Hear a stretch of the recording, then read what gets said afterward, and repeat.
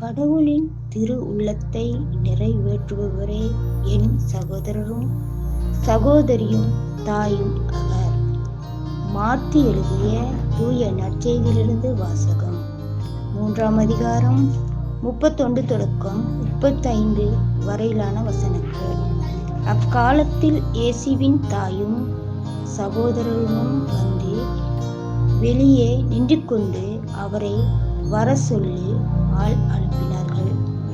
அவரை சூழ்ந்த மக்கள் கூட்டம் அமர்ந்திருந்து, அதோ உம் தாயும் சகோதரர்களும் சகோதரிகளும் வெளியே நின்று கொண்டு உம்மை தேடுகின்றார்கள் என்று அவரிடம் சொன்னார்கள்.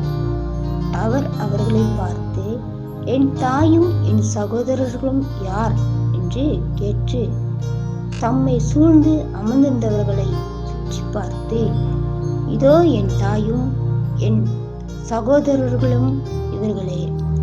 கடவுளின் திரு உள்ளத்தை நிறைவேற்றுவரே என் சகோதரரும் சகோதரியும் தாயும் அவரே என்றார்.